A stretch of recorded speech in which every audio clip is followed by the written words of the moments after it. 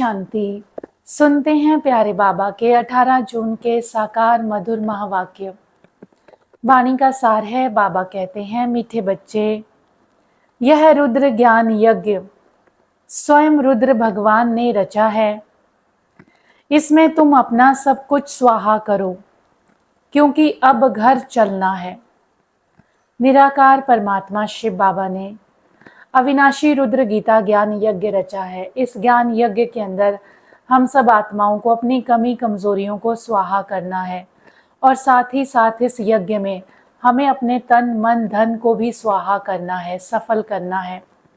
पूरे भारत को, पूरे विश्व को स्वर्ग बनाने की सेवा में लग जाना है, क्योंकि अब हम सब आत्माओं को वापस घर चलना है। प्रश्न है आज की मुरली का, संगम युग पर कौन सा वंडरफुल खेल चलता है? उत्तर है, भगवान के रचे हुए यज्ञ में ही असुरों के विघ्न पड़ते हैं।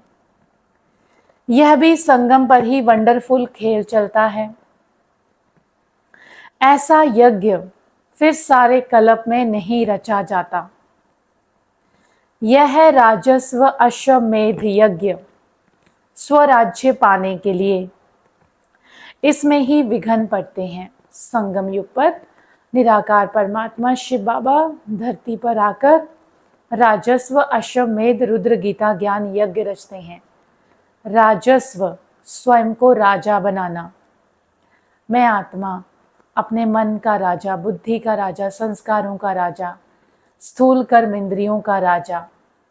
तो मुझे अपने इन सूक्ष्म और स्थूल कर्म इंद्रियों का राजा बनना है। अश्व अर्थात घोड़ा, ये मन घोड़ा है, ये शरीर भी घोड़ा है। मेध अर्थात बुद्धि, तो मन बुद्धि और शरीर को स्थिर करना, एकाग्र करना, अपने मन की हलचल को समाप्त करके एक रस अवस्था को अचीव करना बाबा के इस ज्ञान से। तो शिव बाबा ने ये यज्ञ रचा है, और इस यज्ञ में असुरों के, आसुरी वृत्ति वाली आत्माओं के संकल्पों के, विकल्पों के विघ्न पड़ते हैं। और ये वंडरफुल खेल संगम युग पर ही चलता है।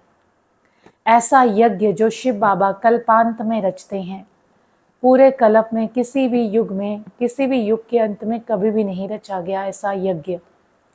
और इस यज्ञ में भी विघ्न पड़ते हैं, और इसी यज्ञ के अंदर ही सारी दुनिया की आहुति पड़ जाएगी, और ये दुनिया नई बनकर, सतयुगी दुनिया बनकर पुनः स्थापित हो जाएगी।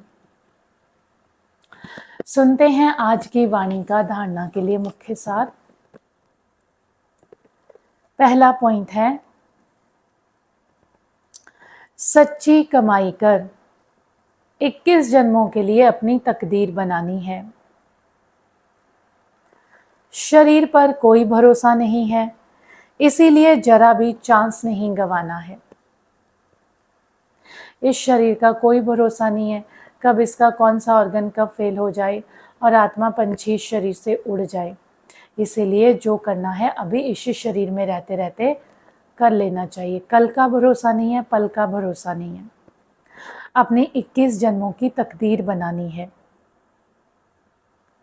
दूसरा है, नष्टो मोहा बनकर अपना सब कुछ रुद्र यज्ञ में स्वाहा करना है।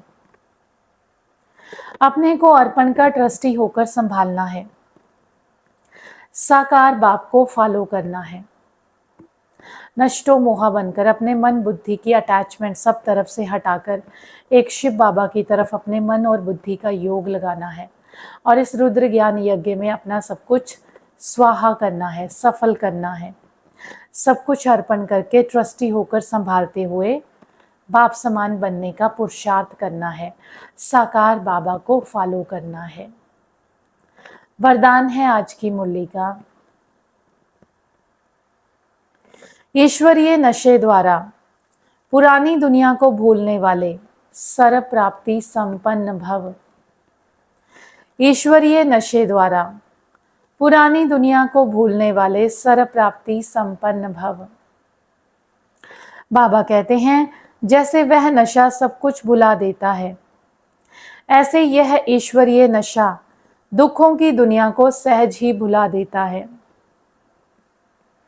उस नशे में तो बहुत नुकसान होता है, अधिक पीने से खत्म हो जाते हैं, लेकिन यह नशा अविनाशी बना देता है। जो सदा ईश्वरीय नशे में मस्त रहते हैं वह सर्व प्राप्ति संपन्न बन जाते हैं।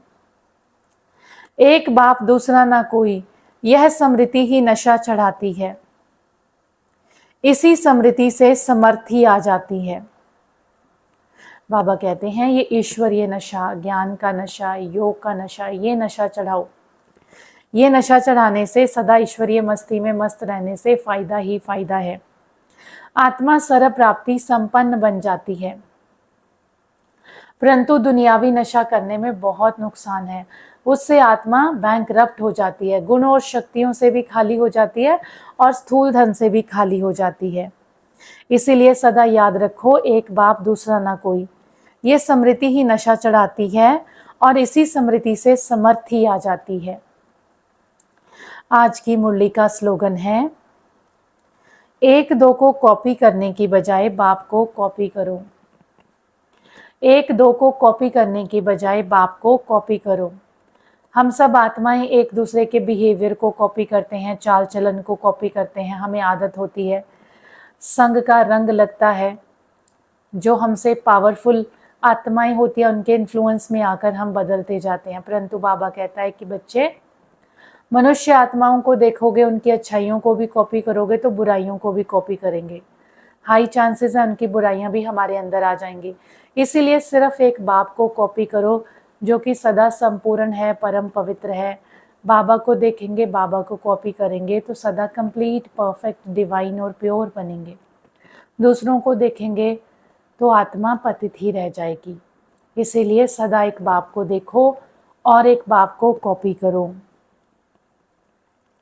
अव्यक्त इशारा है, आत्मिक स्थिति में रहने का अभ्यास करो, अंतर्मुखी बनो। डिटेल है, अंतर्मुखी रहने वाले ही हर ज्ञान रतन की गुह्यता में जा सकते हैं। ज्ञान की हर पॉइंट का राज क्या है और किस समय किस विधि से उसे कार्य में व सेवा में लगाना है, इस तरह से उस पर मनन करते उस राज के रस में चले जाओ तो नशे की अनुभूति कर सकेंगे। ज्ञान की हर पॉइंट, उसका राज क्या है, किस समय किस विधि से उस ज्ञान की पॉइंट को हमने कार्य में, सेवा में लगाना है। तो बाबा कहते हैं इस बात का मनन करो। मनन करते करते करते करते आप उस ज्ञान की पॉइंट के राज के रस में चले जाओगे, अनुभव में खो जाओगे और उसकी अनुभूति करोगे। एक है ज्ञान को सुनना, सुनाना, और दूसरा है ज्ञान का मनन चिंतन करना और मनन चिंतन करके उस ज्ञान को अपने जीवन का अनुभव बनाना।